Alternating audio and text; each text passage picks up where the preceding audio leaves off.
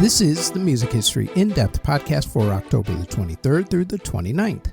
On this week's show, we discuss a hostage ordeal during a musical that ended badly, a law that to this day has seriously annoying implications for everyone, and how a spitting incident led to the concept album that broke a long-held record.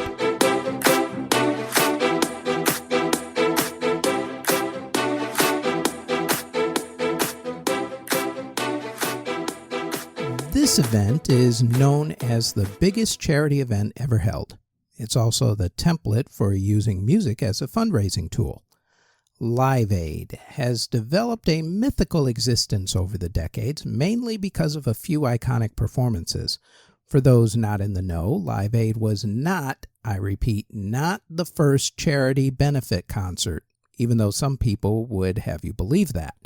Charity concerts have been around forever. There was George Harrison's 1971 concert for Bangladesh, which was two concerts that were held in New York City to aid refugees from East Pakistan who were struggling after Tropical Cyclone Bola, and also the Bangladesh war genocide that occurred. There were the late 1970s and early 1980s Secret Policemen's Balls concerts, which aided the British unit of Amnesty International. Live Aid, though, has stood the test of time and become one of those Generation X time markers, let's say. How did it get to that point? Well, what we're going to do is go back, way back in the time. Okay, actually, just back to the mid-1980s, when a journalist did a story that planted a seed that made all the difference. Starting in 1983, journalist Michael Burke was reporting on a famine in the country of Ethiopia for BBC News. The famine was part of the Ethiopian civil war that had been going on since Ethiopian head of state Mengistu Haile Mariam seized power in 1978 until he was finally overthrown in 1991.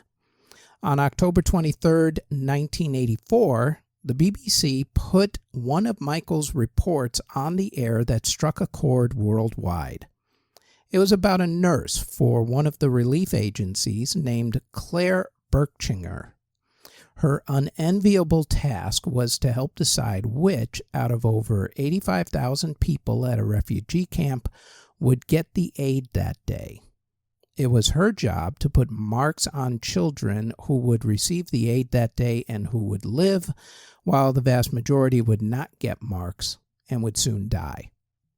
A 1984 diary entry that she made while she was stationed at a feeding station said, quote, "There are thousands of people outside. I have counted 10 rows, and each row has more than 100 people in, and I can only take 60 to 70 children today, but they all need to come in." End quote. It traumatized her so much that she didn't talk about it for over 20 years, finally saying in an interview, quote, "I felt like a Nazi sending people to the death camps. Why was I in this situation? Why was it possible in this time of plenty that some have food and some do not? It is not right." End quote. For her part, Claire retired in 2024 from nursing. Michael Burke's report about Claire and the famine moved the British public so much that people started giving tons of money to organizations like Save the Children.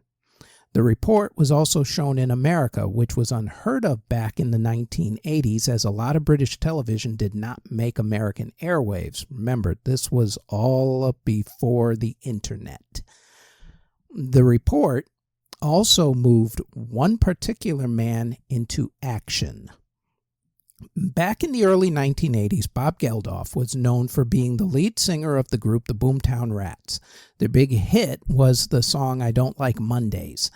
On October 23, 1984, he and his then-wife, Paula Yates, were watching that BBC report on the Ethiopian famine and decided to raise money to help with relief efforts.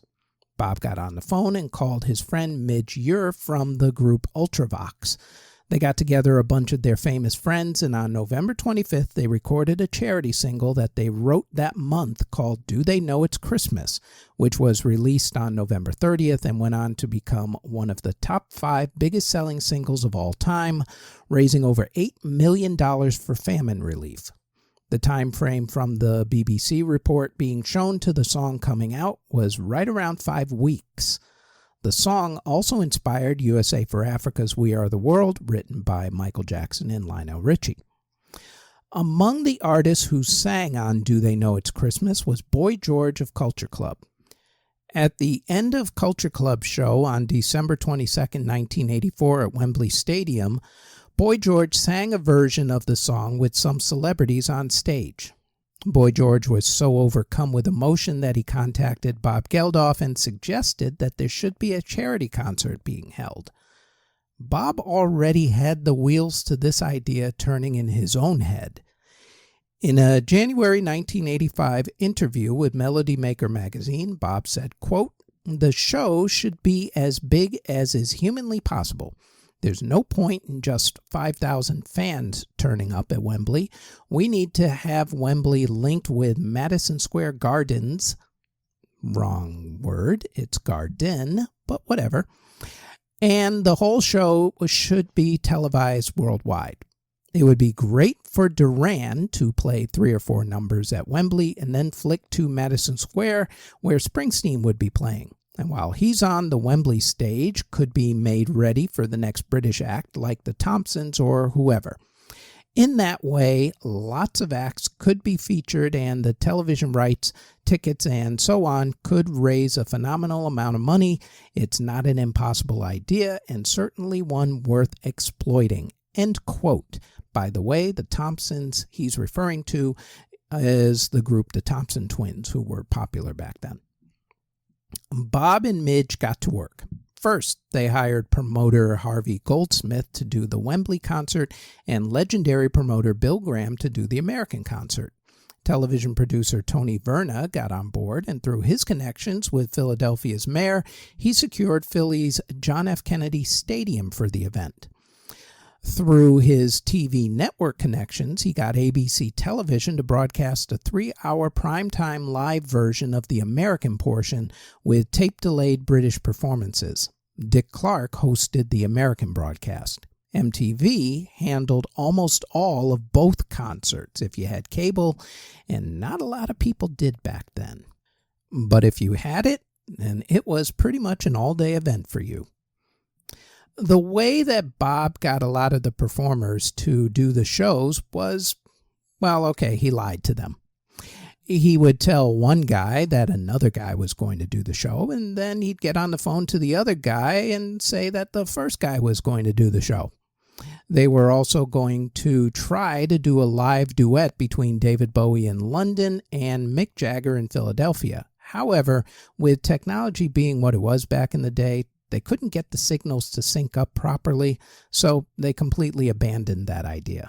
Instead, they showed the music video of Bowie and Jagger's version of the Martha and the Vandellas hit song Dancing in the Streets and played it in both stadiums at the same time.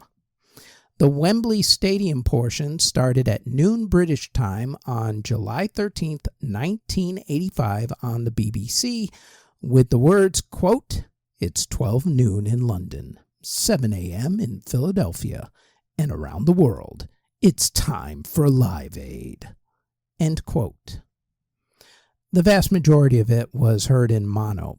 You didn't watch it in stereo unless you were one of the fortunate ones who had an expensive stereo TV set. Remember, kids, this is 1985, mind you. If you were listening to it on the radio, then you got a stereo version. Also, the BBC version was commercial-free. The American version, on the other hand, was filled with commercials and commercials and commercials, and also interviews. So American audiences missed a bunch of performances, at least on ABC. Also, because some artists crossed over time-wise, certain acts like the reunion of Crosby, Stills, Nash & Young were not shown. The Wembley show opened with the British Army Regiment, the Coldstream Guards, opening with the Royal Salute, which is the short version of God Save the King, which at this moment in time was God Save the Queen, but that's neither here nor there. Prince, now King Charles, and the late great Princess Diana were at the stadium for the beginning of the concert.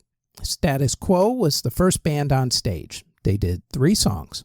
Also, it was the last time that Status Quo's lineup played together, as they lost bassist Alan Lancaster and drummer Pete Kirscher right after that. The Style Council played 4 songs, including You're the Best Thing and Walls Come Tumbling Down. Then the Boomtown Rats, complete with Bob Geldof, played next, singing I Don't Like Mondays and 2 other songs. Adam Ant did the song Viva La Rock. Later on, he criticized Live Aid as, quote, the death of rock and roll, end quote. If only he knew the Macarena was coming. Now that was the death of rock and roll. Midge Ure's band, Ultravox, was up after that. By this time in his friendship with Geldof, Midge felt a little pushed aside by Bob. As to Midge, it seemed like Bob wanted to take over the whole Live Aid project and to take all the credit and spotlight for himself. They've since made up. Then Spandau Ballet came out and did their 3 biggest hits. It was during this point that the American concert started. More on those performances later. Then Elvis Costello did a version of the Beatles song All You Need Is Love. Nick Kershaw came up and did 4 songs, including his hit single Wouldn't It Be Good. Sade performed 3 songs. Sting, Phil Collins, and saxophonist Branford Marsalis performed together and did 4 Sting songs and 2 Phil Collins songs. Phil's performance was unique. He performed at both concerts and became the first artist to play concerts in Europe and America on the same exact day. After he finished his performances, Phil got to the airport in a helicopter and took the British Airways Concorde over to America, landed at Kennedy Airport in New York City, and then took a helicopter from New York City to Philadelphia and performed a set at Kennedy Stadium. For those not in the know, the Concorde was fully operational at that time and flew supersonic. Flight time between New York City and London was around 4 hours. The plane wouldn't be taken out of commission until 2003, and surprisingly, there has not been supersonic commercial aviation since. Strange. There was also another person who Phil picked up for his ride from New York to Philly. On that Concorde flight was Cher, who was somehow, some way oblivious to the fact that Live Aid was going on. Apparently, this woman just did not watch television or read a newspaper, even a full 3 weeks before the event. After she saw Phil on the plane, she wanted in. She went to the concert, stood by the side of the stage and watched, and then got up on stage when they all sang We Are the World at the end of the concert. Meanwhile, back at Wembley, Howard Jones did the song Hide and Seek. And then Brian Ferry and David Gilmour came on stage and did 4 songs, including Slave to Love and his cover of John Lennon's song Jealous Guy, which is a really good version. Paul Young then came on stage and did 4 songs. The intro to Do They Know It's Christmas, since he sang the opening line in the song. The song That's the Way Love Is with Alison Moyet, along with Every Time You Go Away and Come Back and Stay, his 2 big hits. The first memorable performance happened next. In a set that still gets talked about to this day, U2 performed 2 songs for 30 minutes, Sunday Bloody Sunday and an extra-long performance of the song Bad, where Bono went into the crowd and danced with a fan in the front part of the stage pit. U2 were relatively famous at that point, coming off of popular albums War in 1983 and The Unforgettable Fire in 1984. They would become even more well-known after this performance and become superstars with the 1987 album The Joshua Tree. Dire Straits then came on and did Money for Nothing and Sultans of Swing. When Sting walked out on stage to sing on Money for Nothing, MTV VJ Nina Blackwood famously said on air, quote, "What is Sting doing out there?" End quote. completely forgetting for that moment that even though she had introduced the video to the song a million times on that channel, Sting was the one who sang the famous lyrics, "I Want My MTV" on the song, and he also co-wrote the song and was there to sing his lyrics live. After their set came the one part of Live Aid that everyone remembers, Queen, and the legend of the performance has only grown ever since. If you saw the movie Bohemian Rhapsody, then you already know what led up to the performance and what was at stake with Freddie Mercury's vocal cords and what a risk he was taking. As Tony Hedley of Spandau Ballet said before the performance, all of the bands were just going through the motions. Queen were the group who took the moment seriously and gave a performance that was at one time voted the single greatest performance in rock music history. I personally would have gone with Jimi Hendrix at Monterey, but whatever. Let's be fair to the quality of music for Live Aid for a minute. As Bob Geldof has stated in interviews very recently, the music was not the point of the concert, at least not to him. He got all of those acts there so that they could make money for his charity. That was the whole point to the thing to begin with. The fact that people still remember Queen and U2's performances is a testament to what great performers they are. They always give their best. They never go through the motions. Queen started with part of Bohemian Rhapsody, Radio Gaga with the crowd clapping in unison, the famous call and response with the crowd, Hammer to Fall, Crazy Little Thing Called Love, We Will Rock You, and We Are the Champions. 1.5 hour that can only be described as goosebumps. Donations to organizations that collected for famine relief shot up after Queen's performance. David Bowie had to follow that up, but really, he's Bowie, so he kept the magic going. He performed TVC 15, Rebel Rebel, Modern Love, and Heroes. Bowie was going to do the song 5 years. However, there was a music video that he wanted played on the broadcast that showed starving kids and was set to the Cars' hit song Drive. Bob Geldof said that there was no time on the schedule, so Bowie said that he would cut one of his songs out of his set in exchange for having that music video played. After that music video was played on air, donations really started pouring in. Then came The Who did 4 songs and whose television feed cut out for a minute because of a blown fuse in the middle of My Generation, right as Roger Daltrey sang Why Don't You All Fade Away? Kind of apropos. Elton John did 6 songs, including Don't Go Breaking My Heart with Kiki D and Don't Let the Sun Go Down on Me with Wham, who strangely didn't do a set of their own music at the concert. Freddie Mercury and Brian May came back out to perform Is This the World We Created? Then Paul McCartney came out and performed Let It Be. Paul said that his management told him that he should do the concert, and by management he meant his kids.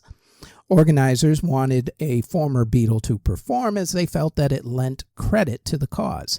After Paul finished, a bunch of performers sang Do They Know It's Christmas, and that was it. The British edition ended around 10 p.m. that night, 10 hours after it started. The American concert is the one that never seems to get talked about. We're not going to go over every set list like the British one because of that. We have, however, put the entire set list and start times for both the British and American concerts in the show notes if you want to check them out. We will note 4 things, though. First, a lot of British acts played in Philadelphia instead of London, like Eric Clapton, Duran Duran, Black Sabbath, Simple Minds, and Judas Priest.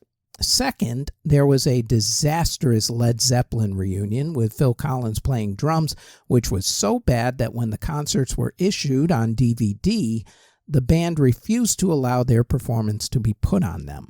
Therefore, if you didn't see it as it happened, you will never see it. At least not if Led Zeppelin continues to get their way.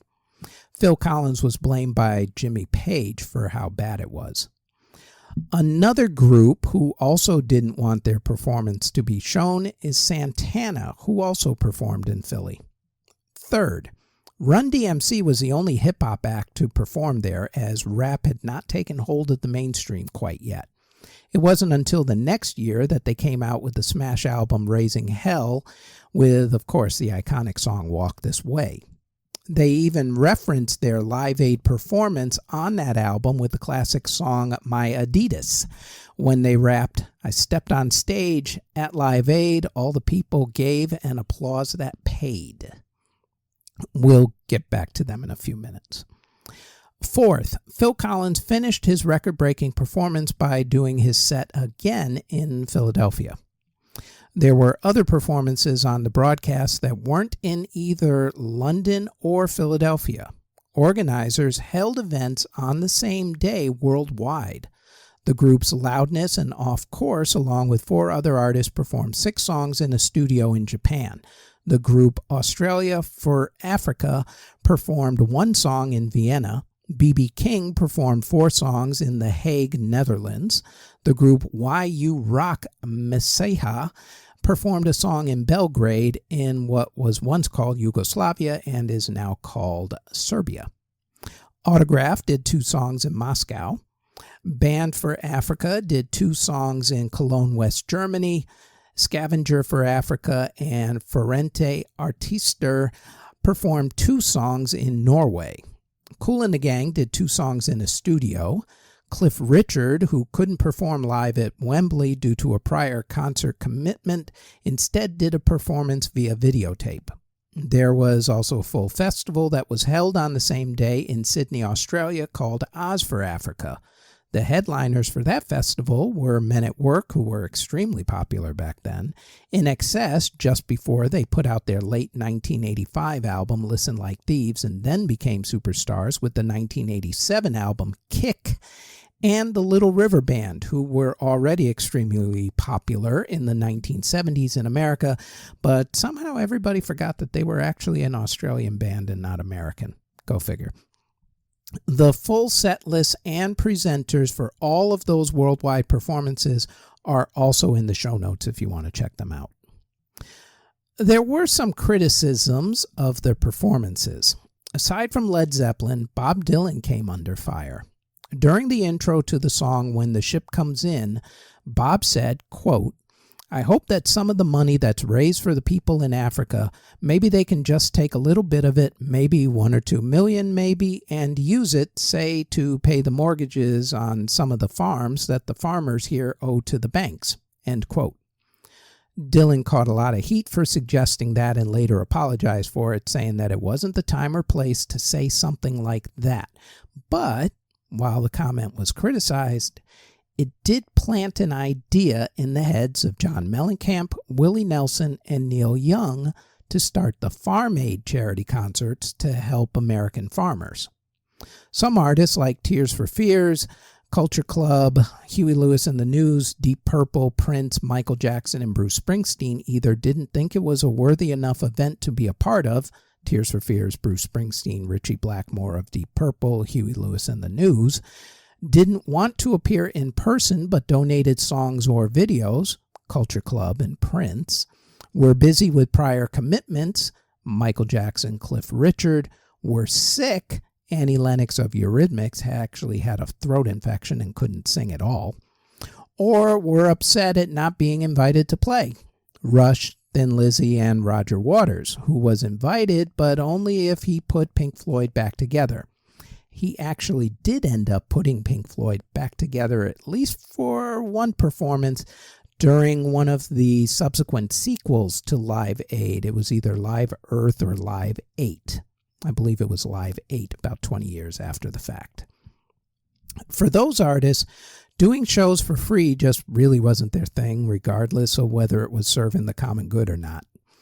Still others, like Advertisement and BBC presenter Andy Kershaw, were at Live Aid, but later criticized the entire thing. One artist that Geldof was upset about showing up to the play was the Philadelphia hometown band, the Hooters, whose breakthrough album Nervous Night came out 3 months earlier and had the hit songs All You Zombies and the song And We Danced, both in the top 10, and had snagged the opening slot in America. Geldof didn't think they were popular enough. Go figure.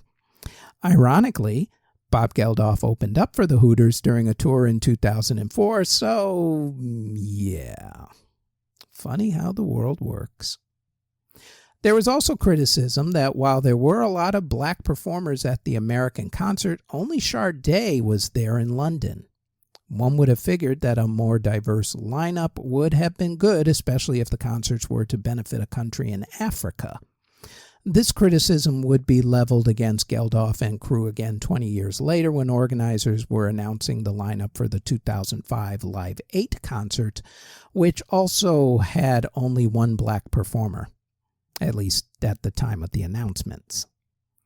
There were also accusations that funds were not going to relief groups but to Ethiopian government officials. Indeed, some money that was alleged to have gone to buy guns for the authoritarian government, and also there were accusations that food and medical supplies did not go to starving people but rather to parts of the population that supported the government. The more things change, the more they stay the same. History doesn't repeat itself, but it sure does rhyme. In any event, there was a 4-disc DVD set that came out in late 2004. Aside from Led Zeppelin and Santana, other artists were cut from the DVD release for whatever reason. Artists like Rick Springfield, the Hooters, Billy Ocean, Kool and the Gang, the Four Tops, and the Power Station. Still others had parts of their sets cut, like Madonna, who had a song cut. Some had parts re-recorded. For instance, Paul McCartney had microphone issues during his original performance of Let It Be. Being the smart performer that he is, and figuring that the event would come out on some format at some time in the future, Paul went into a studio 2 weeks after Live Aid and re-recorded his part of the song. The version on the DVD is the studio version. Also, Live Aid started their own YouTube channel, and you can watch some of the performances there, including a few that did not make the DVD cut, like Kool and the Gang's performance of their song Cherish, along with interviews and backstage stuff. It also had a good chunk of the international performances, and we will also throw that link to it in the show notes as well, because there's some really good stuff on there. And I believe they've also now added Live 8 and Live Earth concerts to that channel. Regardless of the criticism of the concerts or where the funds from the concert were going, the shows did do a lot of good. They raised over $150 million for famine relief. You can argue about whether it went to the right place or not. You can argue about whether the performances were any good or not. You can argue whether the whole event was just Bob Geldof's ego rung amok. What you can't argue is that Live Aid influenced other charity concerts and events such as Comic Relief and Farm Aid. It spawned the quote-unquote sequels Live 8 in 2005 and Live Earth in 2007. Plus, it stood the test of time and become one of the most memorable concert events in pop culture history. Will something like Live Aid ever happen again? To be honest, I'm not sure. It was a different time back then, different circumstances, different political factions. And while there are festivals, including the yearly Global Citizen Concert in Central Park every summer in New York City that draw attention to certain issues, I'm not sure that anyone these days, except for maybe a global company like Live Nation, could or would even attempt to do an event that has worldwide contributions and is for a good cause. Plus, the world seems to be veering into a far-right society, especially in Europe and America, where people can't even agree on lunch, let alone on helping people who are less fortunate. So, I'm not sure that the right dedication is there at the moment. I could be wrong. Certainly hope I'm wrong anyway. Oh well. However you feel about Live Aid or charity events in general, The genesis for the event happened when the BBC ran journalist Michael Burke's report on a famine in the country of Ethiopia that caught the attention of the world, but especially caught the attention of Sir Bob Geldof, who decided to do something about it on October 23rd, 1984.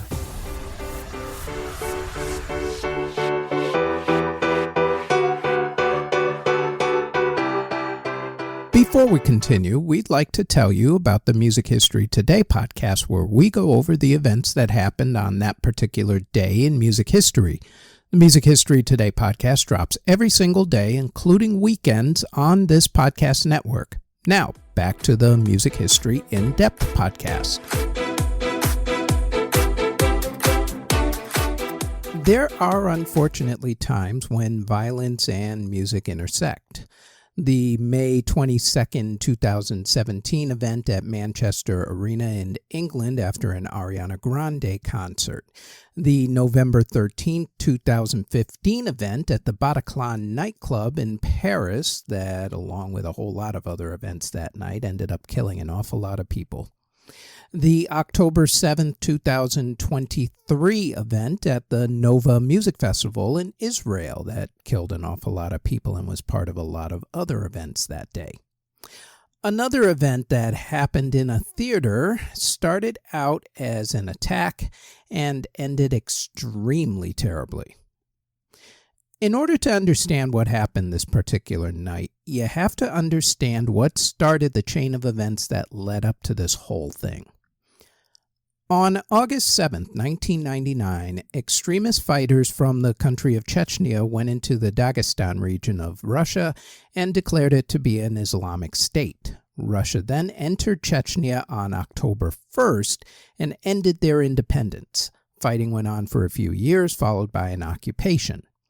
Meanwhile, back in Moscow, on October 23, 2002, people went about their evening as normal. Some people went to the Dubrovka Theater to see a musical called Nordost. Also on their way to the theater in a bus were a group of people who could have cared less about the musical. Just after 9 p.m., between 40 to 50 extremists led by Masvar Baryev and Abu Bakar entered the theater dressed in black and camouflage. The extremists, who called themselves a squad from the 29th Division but were officially called the Special Purpose Islamic Regiment, or SPEAR, took around 900 people hostages, including performers. Some performers, in a part of the theater where they were taking a break, managed to escape and called the police. The Chechen rebels said that their grudge was against Russia and Russia only, not any other country, and that they would release all foreign nationals provided that they could prove that they weren't from Russia by having a passport or some other form of ID. Always a good reason to carry a passport, I suppose. They then got down to business and made their demands. They wanted all Russian troops out of Chechnya, and they had to be out in 7 days. They also wanted Russian troops to stop fighting the Chechens the very next day, and they also demanded that Russian President Vladimir Putin publicly say that he was trying to stop the Chechen war. The Russians said that they couldn't pull all the troops out of Chechnya in a week. They did, however, stop some of their operations in Chechnya for a few days while the situation was tense. The official leaders of both pro- and anti-Moscow factions in Chechnya disavowed all knowledge of the splinter group. That meant that the extremists were on their own. The extremists definitely went in armed and ready. They had improvised explosive devices, landmines, and grenades. They put everyone in the auditorium. If people had to go to the bathroom, they had to use the orchestra pit. They played the usual games that extremist groups play with the media. They had hostages talk to the media and the police, who by then had surrounded the theater, begging people not to storm into the auditorium. On the first day, the terrorists made good on their promise and released 200 people, mainly foreign nationals, children, and fellow Muslims. One woman who was not a hostage and was watching the events unfold on television decided to play Rambo and enter the theater on her own without the police. The extremists basically took care of her after she got into the auditorium and started screaming for the hostages to stand up and attack their captors. She left, horizontally. By day 2, the Russian government offered to let the extremists get out alive, provided that all of the hostages were released. Negotiations continued with various government spokespeople, and a few more hostages were released. A hot water pipe burst and flooded one of the floors of the theater. The extremists thought that the pipe burst was done by the government. Turns out the extremists may have been right because Russian special forces had been using the pipe as a listening device. Day 3 had further negotiations with the extremists and a couple of deaths, unfortunately. Yet another person thought that he was Sam Fisher from the Tom Clancy Splinter Cell novels and got into the theater. He said that one of his sons was a hostage. He also ended up leaving horizontally by the extremists. Yet another hostage thought that he was in a Jason Statham movie and tried to attack some extremists, thinking that he could take them because they were female and therefore weaker than him. I guess he forgot that extremists, both male and female, are usually trained, especially if they're in a trained military unit, and in the ensuing firefight, 3 hostages, including the man who thought that women were weaker than him, ended up leaving horizontally as well. Overnight on day 4, everything came to a boil. First, word leaked that special envoys were going to come in the morning to continue negotiations. Then, word leaked to the extremists that Russian special forces were going to storm the theater at 3 in the morning. The Special Forces Unit, the Spetsnaz, staged a fake raid in order to catch the extremists off guard. Some extremists threw grenades, seriously wounding some troops. Then, once the extremists realized that there was no actual raid, they relaxed, which is exactly what the Spetsnaz wanted. It was time to start the real attack. The plan was simple enough. It was determined that there were too many extremists to do a traditional Call of Duty style raid. The plan was to first pump in knockout gas and then storm the theater. At 5 a.m., the gas started to get pumped in, either through the ventilation unit or the holes in this building. Some extremists had planned for a chemical attack and had gas masks. Those extremists started shooting towards the Russian troops outside. After 30 minutes, the special forces stormed the theater. Small firefights erupted, but eventually, 2 hours after the raid began, all of the extremists were killed. The Spetsnaz claimed victory. Then, the bodies began to be removed. At first, the government claimed that whichever hostages had been killed in the raid were killed by the extremists. They announced that 67 hostages had been killed, but wouldn't say where the hostages, either dead or alive, had been taken. By the end of the day, the government upped the number of dead hostages to 118. Rumors then started that certain hostages weren't being treated because they had Chechen-sounding names. The official casualty report said that 40 extremists and 130 hostages were killed.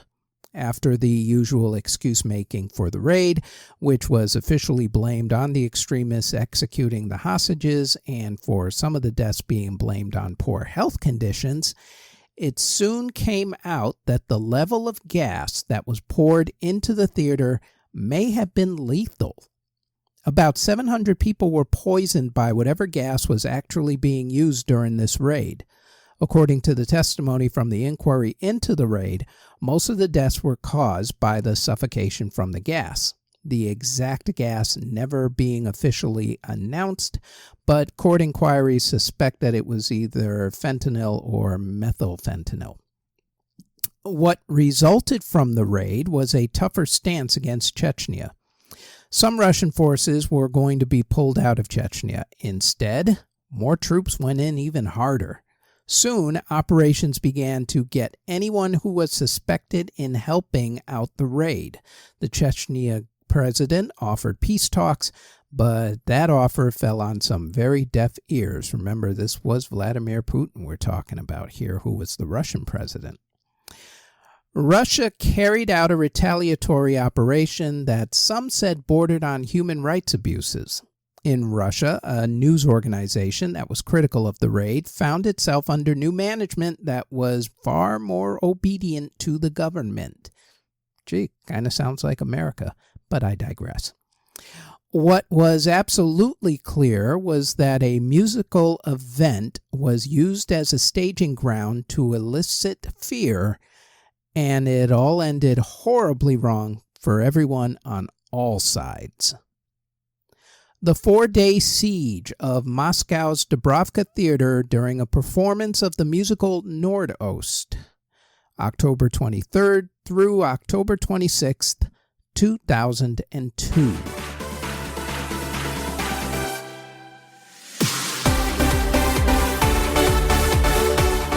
If you've ever gotten a takedown notice from YouTube or anyplace else because you've used a song as background, or in the case of some of those travel videos that you watch every now and then, a song just happens to be playing in someone's car as it's passing by as you're filming, then this story is most likely the reason why.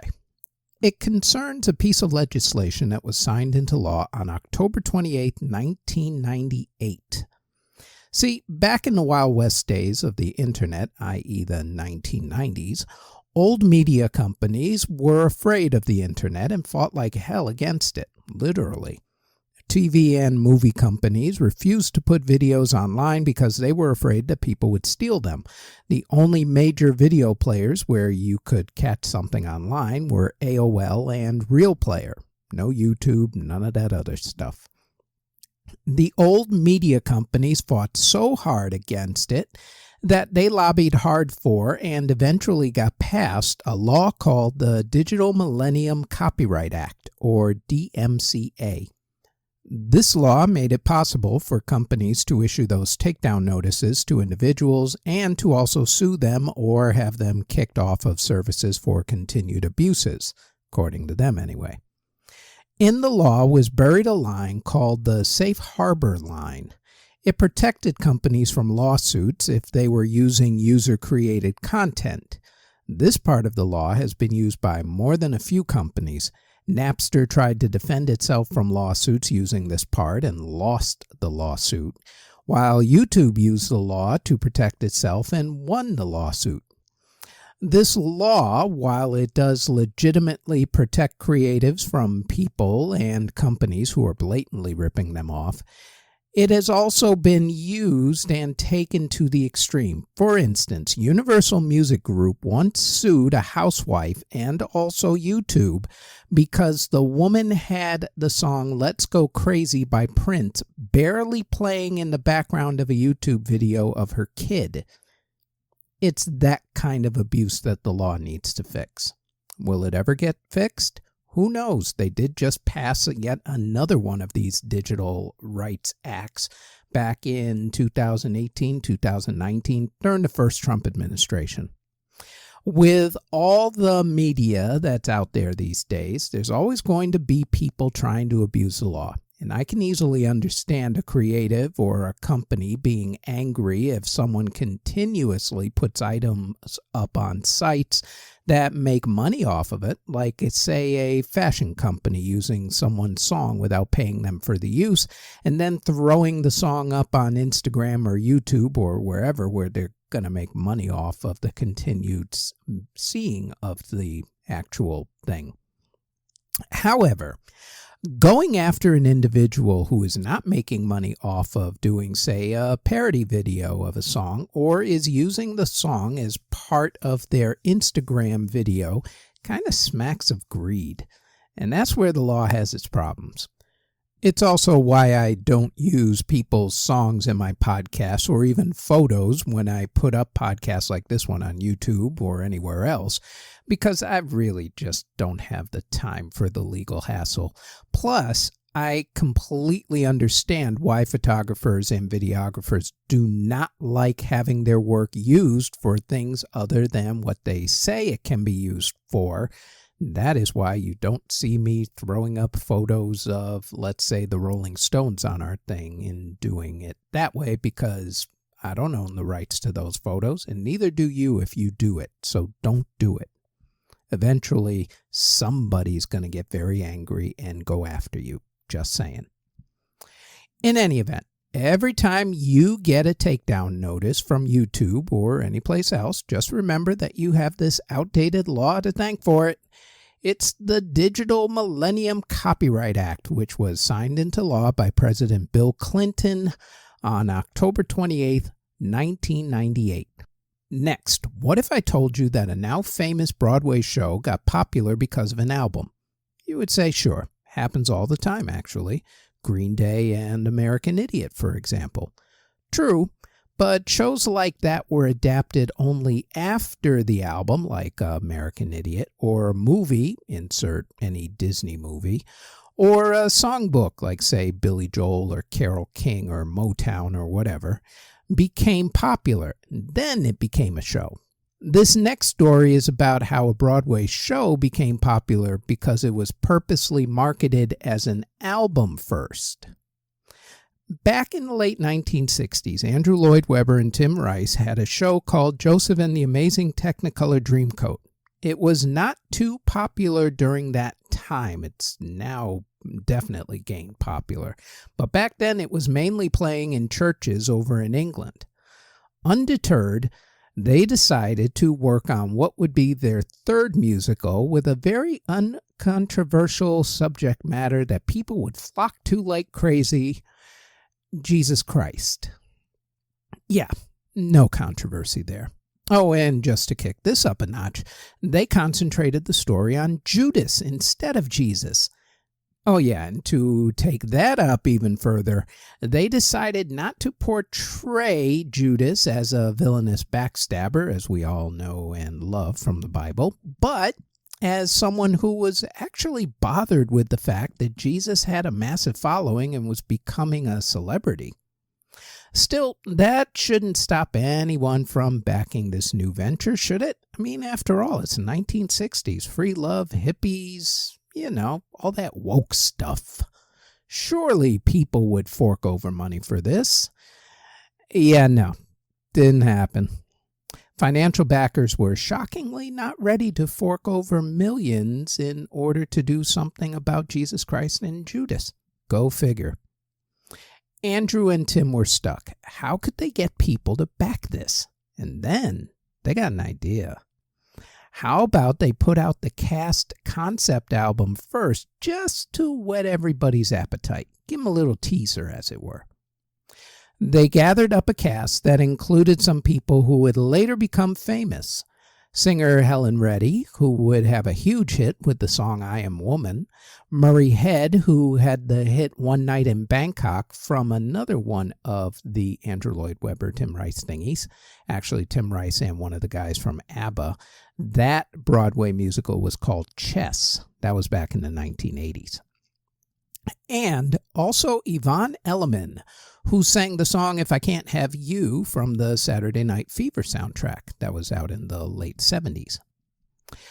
They all recorded the first single for the album, Superstar, in September of 1969. Then on September 10th, 1970 in England, and October 27th, 1970 in America, they released their album. The reaction, as you would expect from virtually anything that Webber and Rice has ever done, was not really met kindly by the critics. In fact, they trashed it. The BBC, for its part, banned the album, calling it sacrilegious. Didn't matter. The album did its job. It became a huge smash and got the public excited for the Broadway show, which by then had finally found financial backing. Just goes to show you that sometimes you have to bet on yourself and your own dreams and come up with a different way in order to make your dreams become reality. The Jesus Christ Superstar concept album, released in America on October 27th, 1970. And that is it for the Music History In-Depth podcast for October 23rd through the 29th. Thank you very, very much for listening and or watching if you're watching this on YouTube or Spotify.